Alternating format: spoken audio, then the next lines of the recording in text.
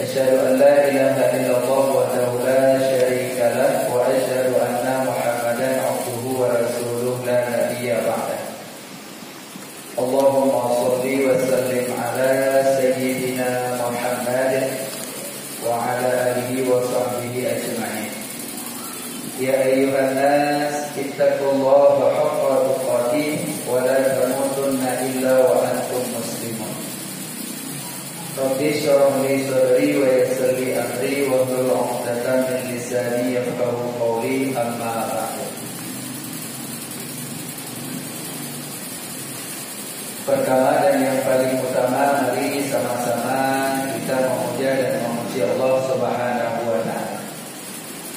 Yang mana Allah pada maghrib yang mulia ini kita masih diberi kesempatan untuk hadir pada tempat yang sangat-sangat mulia ini dalam rangka sama-sama kita berkemuliaan kepadanya. Mudah-mudahan Allah selalu memilih kita pada maghrib-maghrib selanjutnya. Selawat beriring salam tak pernah henti-hentinya kita limpah curahkan kepada junjungan alam Nabi besar Muhammad sallallahu alaihi wasallam, kepada para al dan sahabat-sahabat beliau sekalian, kepada para tabi'in, ulama mutaqaddimin, ulama mutaakhirin, sampai kepada ulama-ulama yang mu'tabar di sisi Allah Subhanahu wa ta'ala. Yang kami muliakan, imam masjid yang kita cintai ini, yang kami muliakan dan yang dimuliakan Allah, guru-guru kami yang hadir pada kesempatan pengajian kali ini. Takdim hormat kami kepada Ketua DKM Masjid beserta seluruh jajarannya. Istimewa penghormatan kami kepada seluruh para jamaah sidang majelis yang dipilih Allah Subhanahu wa ta'ala. Insyaallah malam ini kita lanjut masih di pembahasan jual beli, dan malam ini kita sudah sampai pada khiyar, khiyar barang yang dibeli, khiyar majelis.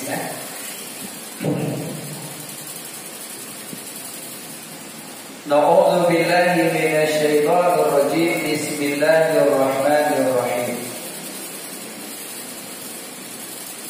Faslun, bermula ini suatu pasal pada menyatakan sebutlah perkara khiyar majelis.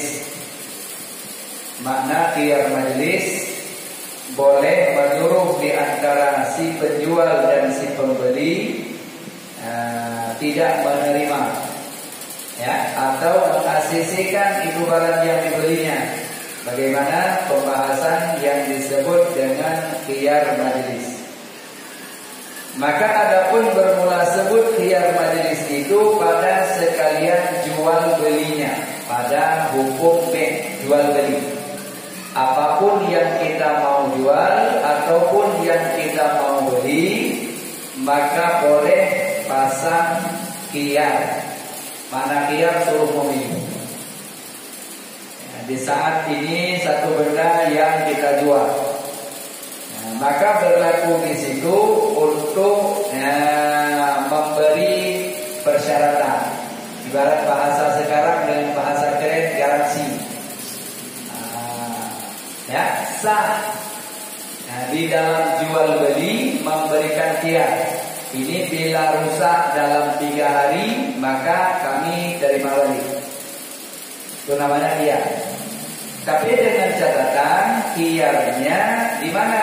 Di dalam akad, atau disebut gasib, masih di dalam majelis. Mana di dalam masjid, di dalam majelis belum berpisah antara si pembeli dan si penjual. Maka boleh sebutkan, ini kami berikan garansi 2 bulan atau kami berikan garansi 3 hari. Ini adalah merupakan sah jual beli seperti yang demikian. Dan tiada putus dia, malaikat berkhiyarnya, ya, atau ya berkhiyar-khiyarnya itu ya di antara si pembeli dan si penjual itu belum bercerai. Belum belum berpisah di antara si penjual dan si pembeli, maka boleh menyebut, saya mau beli barang saudara, tapi dengan cara ada garansinya enggak? Maka si penjual ngomong, oke, kalau bapak mau beli barang dari saya berikan garansi 3 bulan. Ini garansinya bahasa keren. Kalau bahasa kita itu biar. Bila dalam masa 3 bulan itu rusak, maka barang itu dikembalikan atau buat perjanjian. Apakah diperbaiki ataukah diganti yang baru atau itu boleh, ada masalah. Dengan syarat belum berpisah di antara duanya. Makna dua itu antara si penjual dan si pembeli belum berpisah, belum bercerai. Kalau sudah bercerai maka gugurlah biar. Ini di saat beli nggak ngomong apa-apa, tapi sampai rumah baru telepon, sampai ke rumah baru dia ngomong, ini barang yang aku beli padamu ada garansinya nggak? Kalau sempat si penjual ngomong nggak ada garansinya, sah. Karena atas nama khiyar, kalau sudah berpisah maka itu tidak berlaku lagi. Tapi kalau seandainya berlaku juga bagaimana? Itu kebaikan hatinya si penjual itu beda apa. Tapi andai kata dia mau kate, mau dia ngomong, oh nggak ada, karena tadi kan nggak ada pertanyaan itu, tadi kan nggak ada perjanjian kita itu. Sah ya, karena di antara si penjual dan si pembeli sudah tidak ada lagi dalam satu majelis. Ini yang perlu untuk dipahami. Makanya kalau mau buat perjanjian, buatlah perjanjian di saat si penjual dan si pembeli belum berpisah.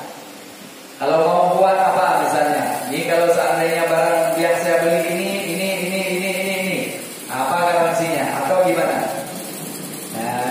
Jadi pasti harus dipahami.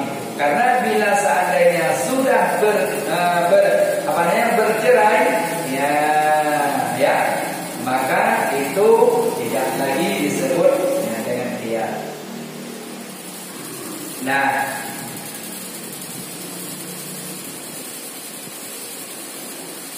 dan untuk menyebutkan khiyar, menyebutkan khiyar itu, menyebutkan khiyar, menawarkan khiyar itu harus bagi orang yang berakal atau bagi salah seorang daripada keduanya, dengan syarat yaitu khiyar 3 hari atau kurang daripadanya. Ini boleh menawarkan dari si penjual atau si pembeli.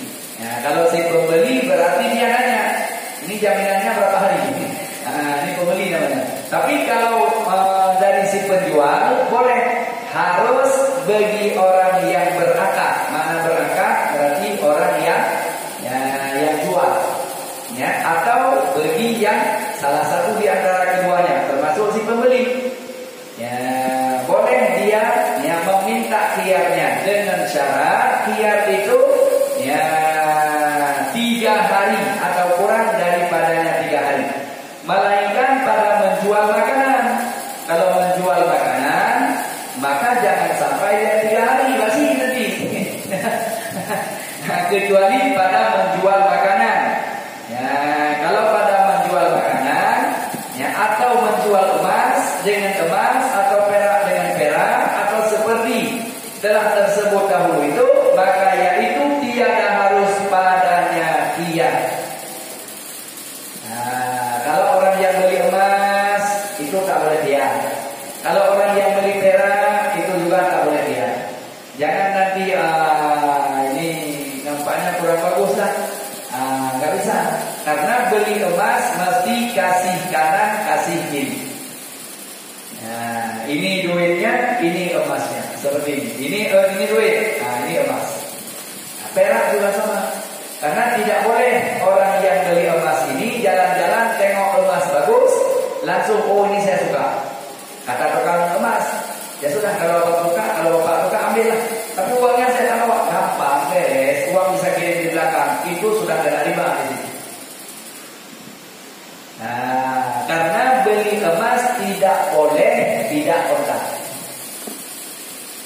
tidak sah beli emas tidak kontak. Beli perak juga tidak sah tidak kontak. Karena ada riba di situ. Tapi tidak ada yang rugi kan? Riba tidak mesti harus ada yang rugi. Jangan terbayang nanti ya riba ini mesti harus ada yang rugi kan? Tidak mesti harus ada yang rugi. Ya, karena riba dibagi kepada 3 model, 3 tipe ribanya. Tidak mesti harus ada yang untung, harus ada yang rugi baru riba. Enggak. Ada 3 tingkatan riba. Termasuk bila emas dibelinya tidak boleh hutang. Jadi andai kata ada orang yang beli emas lelang, ini emas saya ambil, tapi saya kasih duit dulu 10 juta. Ini emas saya kasih duit 10 juta. Kemudian saya bayar bulan lunas baru saya ambil, maka itu riba. Kalau arisan emas juga tak boleh. Tidak boleh. Kecuali seperti ini baru boleh. Saya mau beli emas seperti model ini. Tapi bukan emas ini, model ini. Dengan beratnya seberat ini, modelnya saya suka seperti ini. Tapi berapa jumlahnya? 20 juta. Saya baru ada duit 10. Nah, sisanya berapa? Sisanya 10 lagi. Saya bayar setiap bulannya atau tabung setiap bulannya 1 juta. Nah, berarti 10 juta lagi 10 bulan. Nah, berarti bila seandainya nanti sampai 10 bulan, berarti duit sudah ada 20. Sudah ada 20. 20 sudah ada, maka barulah beli emas yang model seperti ini. Kalau hari kita beli sudah 22 juta, maka wajib bayar 22 juta. Karena akadnya di saat sudah lunas duit. Tidak boleh akad di awal setor 10 juta. Kalau dia akad pada awal 10 juta, maka yang dia cicil itu setiap bulannya dia tahu, itu jatuh kepada riba. Nah, ini biasanya ibu-ibu yang beli emas pada pegadaian, yang lelang gitu. Nah, itu jadi jangan cari gausalah di situ. Memang tidak ada yang rugi. Nah, tetapi dalam syariat walau tidak ada yang rugi, emas itu tak boleh beli cicil. Perak tak boleh beli cicil. Ya, mesti harus kontak gitu begitu. Dan tidak boleh pisah, tidak boleh pisah di dalam majelis. Tidak boleh pisah. Orang yang beli itu dengan orang yang jual tidak boleh pisah. Dengan ya dua-duanya di dalam satu majelis. Nah, ibaratnya kalau seandainya mau beli, ya sudah siap sediakan duit, maka ini duit, ini barang. Jangan nanti ya oke, ini sudah saya beli, tapi saya masuk dulu ke dalam, saya ambil duitnya. Nah, akad belum ada duit, maka itu tidak sah. Jadi riba. Begitu pula dengan makanan. Biasanya kalau di kampung bisa jadi ada yang tukar garam dengan padi. Tukar garam dengan padi itu makanan. Itu juga tidak boleh. Mesti kasih kiri, kasih kanan. Nah, ini garamnya dikasih, ini padinya dikasih. Seperti itu. Nah, ini yang perlu untuk dihadirkan. Kenapa? Karena jangan mengundang gausa. Ya, karena ada unsur ribanya di situ. Nah, maka juga tiada boleh biar yang panjang ya pada makanan yang binasa itu makanan. Nah, makanan yang binasa, mana makanan yang binasa? Makanan yang basi. Nah, cepat basi. Dan ini makanan bisa tahan cuma 1 hari. Nah, ini kalau 2 hari basi ini saya kembalikan nggak bisa. Nah, karena memang tiada sakhiyar pada makanan. Nah, jangan beli lontong nih. Kalau 2 hari nggak basi berarti saya bayar nggak bisa. Atau kalau basi 2 hari saya kembalikan. Tidak, karena itu adalah ya, makanan dengan ya, makanan itu tidak diperkenankan untuk khiyar. Nah, kalau seandainya mau beli, ya beli. Nah, ya, beli lontong. Ada khiyar pada lontong. Ya, ada makanan. Nah, ini yang perlu untuk dihadirkan di dalamnya jual beli teh supaya sah. Kenapa? Kalau sudah sah maka halal dimakan, berkah. Tapi kalau tidak sah maka tidak ada berkah di dalamnya. Ini yang perlu untuk dihadirkan. Nah, kemudian selanjutnya, ya, tiada berlaku khiyar itu pada beli makanan dengan makanan, atau emas dengan emas, atau perak dengan perak, atau seperti yang telah tersebut dahulu itu. Maka yaitu tiada harus padanya khiyar. Maka apabila diperbolehkan, maka apabila diperoleh maka benda yang dijual itu aib kadim. Diperoleh, mana diperoleh? Didapati mata benda atau barang yang dijual itu aibnya aib kadim. Mana aib kadim? Ini jual mata benda yang kita jual ini, rusaknya ini rusak yang lama, bukan rusak yang baru. Nah, ini bagaimana penjelasannya? Kalau diperoleh pada satu mata benda itu yang dijualnya itu aib yang kadim, maka niscaya mengembalikan akan dia dengan segera. Nah, ini kan tidak boleh biar tadi. Tidak boleh biar antara ya makanan dengan makanan. Tidak boleh biar antara emas dengan emas. Tidak boleh biar antara beli perak, beli emas, itu tidak boleh biar. Nah, kalau seandainya di saat kita beli ternyata ada aib cacat. Bukan cacatnya di saat sampai ke tempat kita. Nah, ini di saat kita beli, kita tengok oke lah. Tapi kita tak tengok rupanya ada yang cacat. Nah, sesudah kita beli, baru kita sampai ke rumah, kita tengok.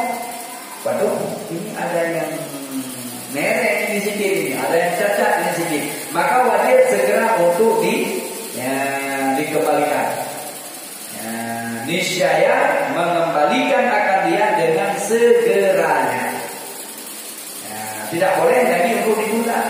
Karena kalau ditunda bisa jadi nanti air tersebut bukan air tadi, air jadi. Mana air jadi? Air yang baru, rusak yang di saat sampai pada kita. Kayak seperti orang yang beli online. Kan beli online, beli jual online itu dalam mazhab kita Imam Syafi'i kan tidak sah. Dalam mazhab Syafi'i, beli online itu tidak sah dalam mazhab Syafi'i. Dalam mazhab kita beli barang sesuatu yang tidak ada dalam hadis, jauh. Kita tengok ini barang benda, ini barang ini tidak sah. Nah, dalam mazhab Imam Syafi'i itu tidak sah jual beli. Lalu bagaimana ini yang banyak COD ini gimana? Nah, maka kita harus paham bahwa di dalam mazhab Imam Abu Hanifah atau di dalam mazhab Imam Hanafi boleh beli barang yang jarak jauh tapi sesuai seperti yang kita pesan. Ini tulisannya belah. Ini saya pesan yang ini ya, karena ada gambarnya.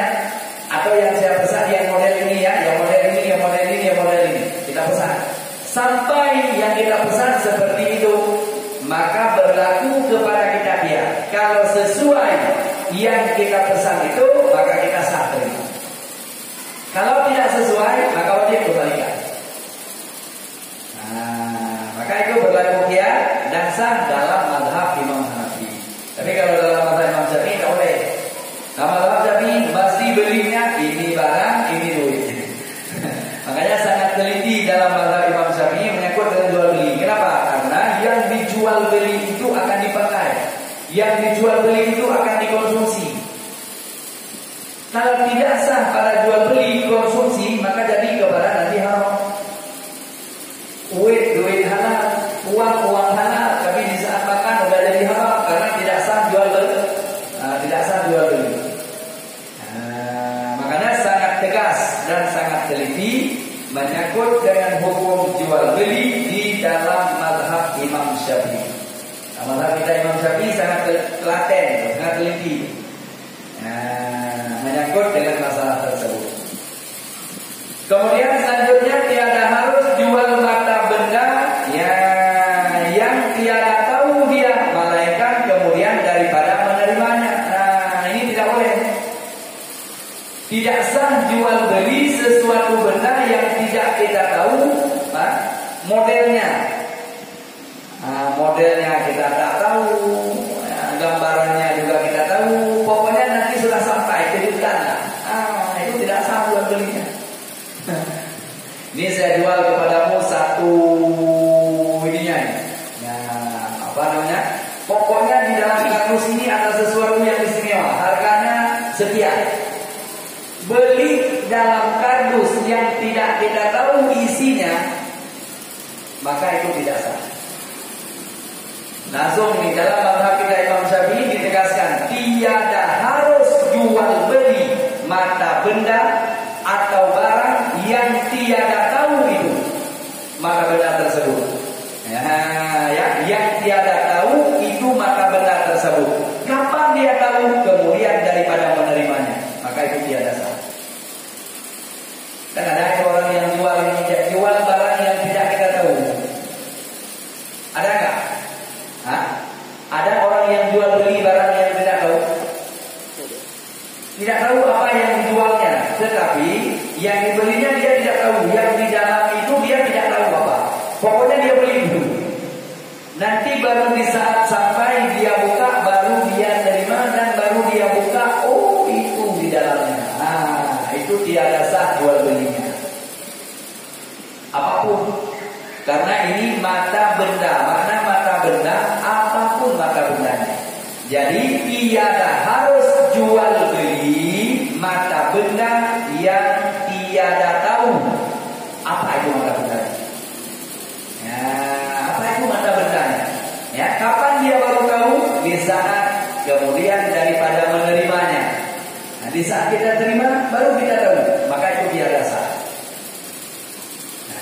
Maka tiada harus. Ada enggak? Coba contohkan satu. Ada satu contoh yang lebih mudah untuk kita paham. Kita beli sesuatu tapi kita tidak tahu. Kapan kita tahu? Nanti di saat ini. Itu berarti beli sesuatu yang bebal kita. Beli sesuatu yang kita tidak tahu modelnya, kualitasnya, tipenya, kita tak tahu. Sesudah nanti sampai kita tengok baru kita tahu. Maka itu tiada harus jual beli seperti yang demikian. Ini yang sering kejadiannya pada orang yang jual beli online. Digambarkan bagus-bagus. Ini saya pesan yang ini satu. Sesudah saya pesan yang ini, nanti dikirimnya model lain. Maka itu juga boleh lihat. Karena kalau dalam mazhab Syafi'i sama sekali tidak sah. Cuma kalau kita pegang pada mazhab Imam Hanafi, sah bila kita berlaku khiyar di situ. Kalau kita tak terima, kita kirimkan balik. Tapi kalau kita terima dengan senang hati, ya memang seperti itu, maka sah berlaku khiyar. Tapi dalam mazhab Syafi'i sangat tegas. Model-model beli barang seperti itu tidak diperkenankan. Tiada harus. Ini yang perlu untuk dihadirkan supaya kenapa? Tidak salah dalam resepsi jual beli. Karena jual beli itu adalah pekerjaan daripada Rasulullah. Jual beli itu sunnah dari Rasul. Rasul adalah salah seorang pengusaha. Rasul ini salah seorang yang jual beli. Pedagang Rasulullah. Masa remajanya, masa mudanya Rasulullah seorang pedagang. Makanya tidak boleh main-main pada jual beli. Tak boleh. Dalam mazhab Imam Syafi'i sangat tegas. Kemudian selanjutnya, maka bermula haram menjual oleh orang di dalam negeri itu akan mata benda orang yang baru datang. Ini yang sering. Haram menjual oleh orang yang ada di dalam negeri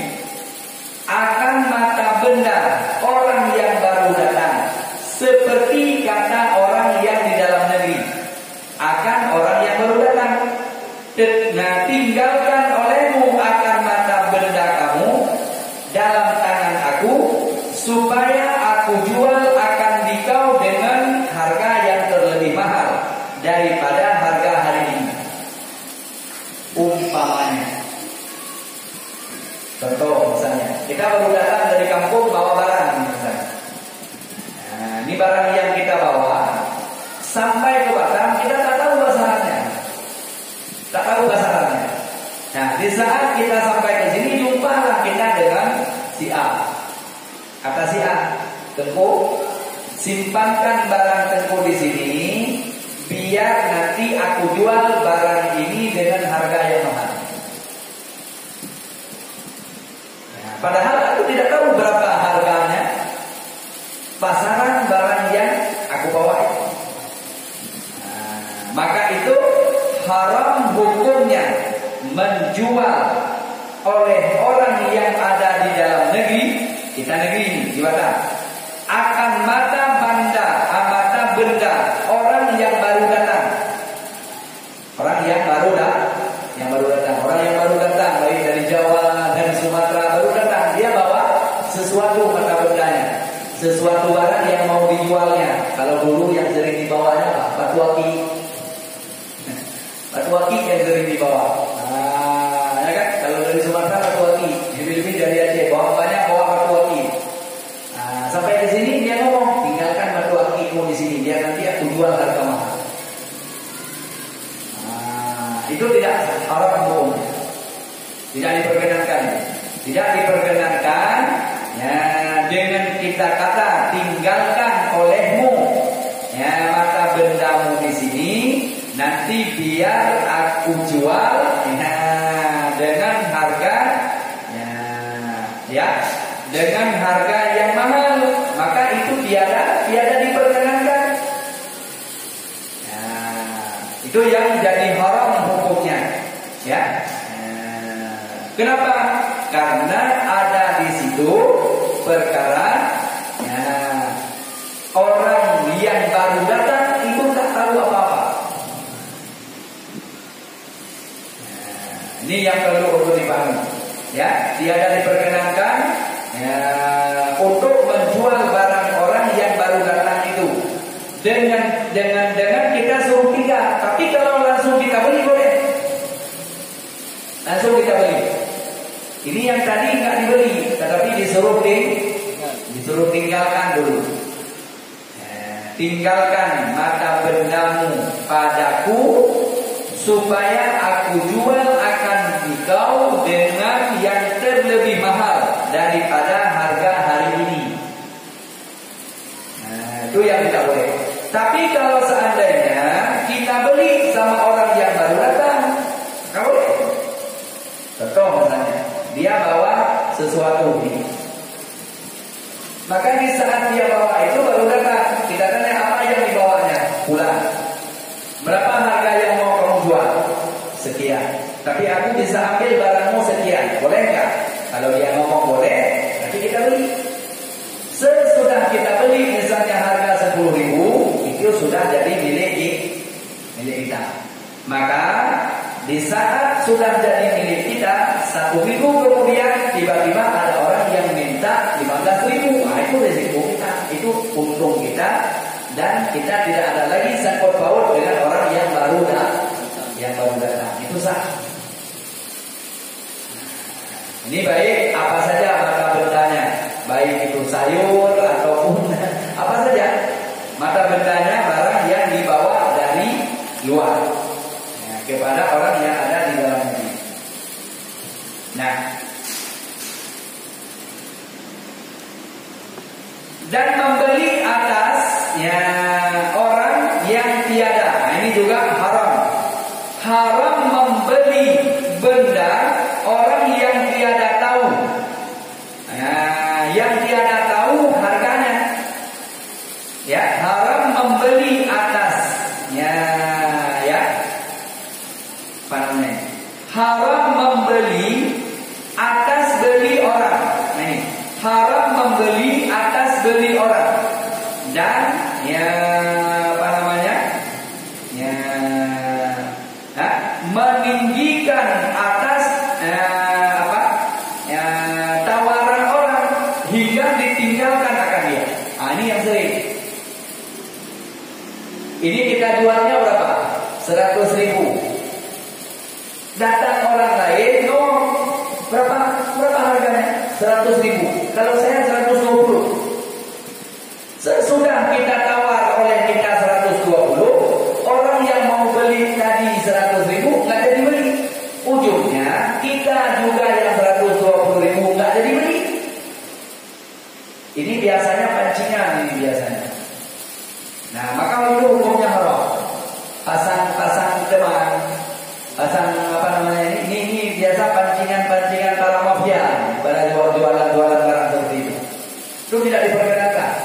Contoh misalnya, ini barang yang menawarkan, membeli barang di atas tawaran orang, di atas yang sudah dibeli orang.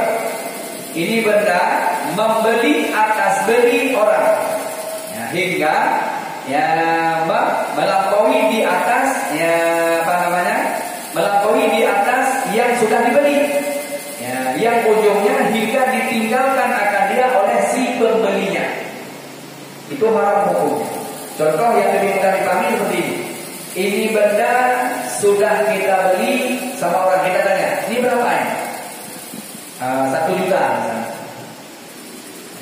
Sesudah dibeli 1 juta, belum dibayar duit, tapi sudah oke misalnya 1 juta. Nah, tiba-tiba kita minta tawaran di atas daripada 1 juta pada si pemilik yang pertamanya. Oh, kalau kasih jutanya ke saya aja, kan gitu. Ke saya aja, jangan ke dia 1 juta. Kalau ke saya 1.200.000. Kita tambah lagi kalau sama kita 1.200.000. Ujungnya di saat sesudah kasih ke saya 1.200.000, yang 1 juta tadi kan tidak ada dibelinya, karena kita pasti dibatalkan. Karena si pembeli ini, si penjual ini pasti kepingin ada yang beli 1.200.000. Ternyata sesudah saya minta 1.200.000, saya pun tidak jadi ambil. Yang 1.200.000 tak jadi ambil, yang 1 juta pun ditinggalkan. Nah, lalu kalau seandainya diambil yang 1.200.000 dengan ditinggalkan yang 1 juta, maka itu juga tetap hukumnya haram, karena sudah memotong harga orang yang sudah sepakat di awalnya. Kecuali pertama, saya jual kepada si A 1 juta, oke. Ini sudah akad jual beli, kasih duitnya. Ternyata hanya sekejap saja datang orang lain, berapa ini mau dijual? 1.200.000. Itu sudah milik si yang kedua, bukan lagi milik si pertama. Itu sah. Ini yang seringnya menawar harga di atas tawaran yang sudah ditawarkan oleh orang lain, membeli di atas orang yang sudah beli. Sementara masih di dalam majelis, dalam satu majelis. Ini yang tidak diperkenankan, itu termasuk haram hukumnya. Kemudian selanjutnya, haram membeli segala yang najis. Segala yang najis itu haram hukumnya membelinya. Dan lagi haram menceraikan. Ini haram membeli najis, dan lagi haram menceraikan induknya dengan anaknya, hingga memisahlah dia pada perpisahannya. Ini yang harus bisa dipahami. Ini biasanya pada jual beli sapi, kerbau, atau binatang-binatang yang dijual induk tinggal anak. Itu haram, itu tidak boleh pisah. Kalau anaknya masih disusui oleh ibunya, tidak boleh jual ibunya. Bahkan tiada diperkenankan untuk menyembelihnya kalau anaknya masih susu. Jangan nanti pas datang bulan musim kurban, kita kurbankan ibunya, tinggal anak baru berapa hari anaknya lahir, itu tidak diperkenankan. Harus cari ganti yang lain, karena haram dijualnya dan haram juga dipisahkan. Haram dipisahkan antara induk dengan anak.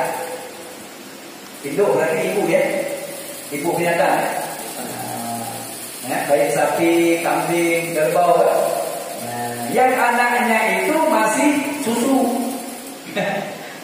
Masih susu, masih kecil. Nah, itu haram pekerjaannya. Lalu ditanya, apakah sah jual belinya? Ya, jual belinya sah, tapi pekerjaannya haram. Nah, itu kalau menyangkut dengan masalah jual beli itu, ya ibunya kita jual, anaknya tinggal, sementara anaknya masih kecil, masih menyusu. Ya, berarti menceraikan ibu dengan anaknya hingga memisalah dia, ya pada perkara tersebut. Ya, maka tiada sah jual beli, lagi haram hukumnya. Ya, barang yang mengetahui akan aib. Kita sudah ketahui, ya, itu bandanya aib, bandanya rusak, tapi kita poles, kita tutup. Nah, ya, kita tipu ibaratnya, itu haram, lagi tiada sah. Haram lagi tiada sah jual beli mata benda barang yang mengetahui akan aib.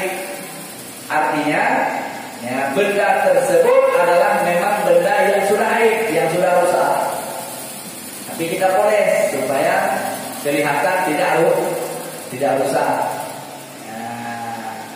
Kita harus ngomong, wajib jujur di situ. Ini benda kalau memang kamu suka boleh, tapi ini ada aib sedikit atau ada pulang sedikit. Itu yang sekarang yang sangat banyak. Mobil sudah ketabrak, malah dibilang, oh masih mulus betul, ini sudah jadinya. Itu tipu, itu dasar. Itu yang tidak boleh. Kalau memang kita tidak mau ngomong, ini mobil kondisi seperti ini.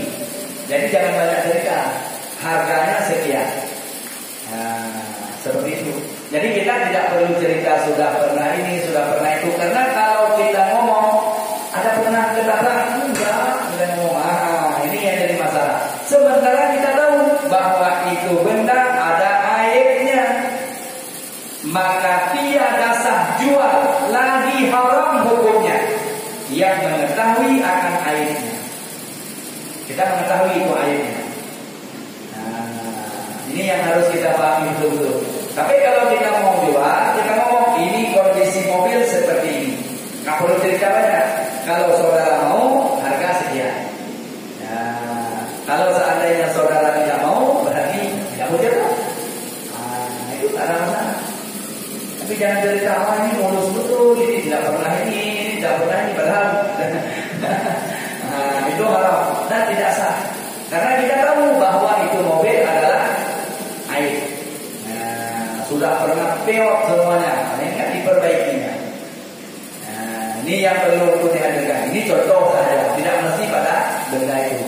Dan banyak yang benda-benda lain yang sering kita tutupi. Nah, padahal second kita ngomong baru, itu juga kita tahu bahwa itu aib, maka kita tutupinnya. Maka itu tiada sah. Nah, maka bila seandainya tiada sah, maka wajib atasnya untuk menggantikan dia bagi yang menghendaki membeli dia. Kalau seandainya saya nggak mau ini, harus jadi, maka wajib kita ganti. Nah, kalau seandainya memang dia mau beli, tapi kalau seandainya yang memang ya udah aku mau yang ini aja, nah, itu berarti dia sudah terima. Tapi dengan catatan, kalau seandainya ada pertanyaan, kita tahu, maka kita tidak boleh berbohong. Gitu. Kalau kita berbohong, maka tiada sah dan haram jualnya. Nah, makanya sangat besar usaha kita jadi agen. Jadi agen, jangan kita ambil untung saja. Jadi agen dan risikonya sangat besar. Jadi agen. Nah, sempat kita ngomong ini tahu bahwa memang tidak bagus, tidak baik, kita ngomong bagus, kita ngomong baik, berarti kita termasuk orang yang penipu, gak usah. Mendingan jadi agen akhirat saja, jangan jadi agen dunia terus. Nah, seperti itu. Jadi kenapa? Karena sangat-sangat besar resiko nanti di akhirat. Kalau seandainya memang kita mau jadi agen ya dunia, maka ngomonglah apa adanya, baru kita selamat. Kalau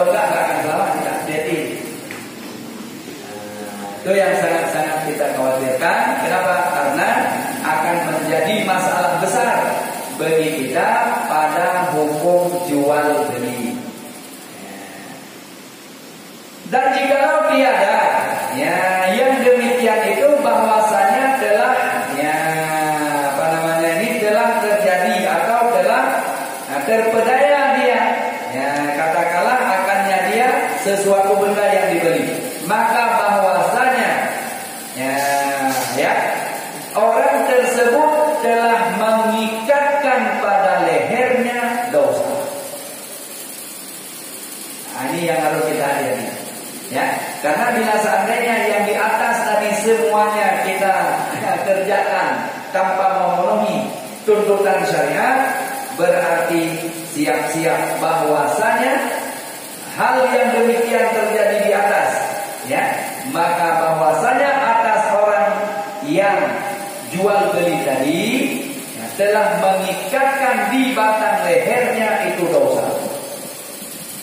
Nah, ini yang sangat-sangat kita takutkan, karena semua efek yang kita buat jual beli yang seperti model-model tadi akan menjadi masalah besar bagi kita nanti di akhirat. Apalagi kita yang tak bagus kita ngomong bagus, yang sudah rusak kita ngomong tak rusak. Yang sudah expired kita ganti nomornya supaya tidak expired. Padahal kalau ngomong ini bendanya sudah expired, kalau seandainya kamu mau beli boleh. Siapa tahu karena dia mau beli untuk makanan bebeknya, bisa, itu tidak ada masalah. Tapi jangan yang sudah expired pindah labelnya, tempel lagi, ya itu namanya tipu. Nah itu tiada sah dan haram. Ini yang perlu untuk dihadirkan di dalam masalah jual beli hukumnya, karena akan besar pengaruhnya.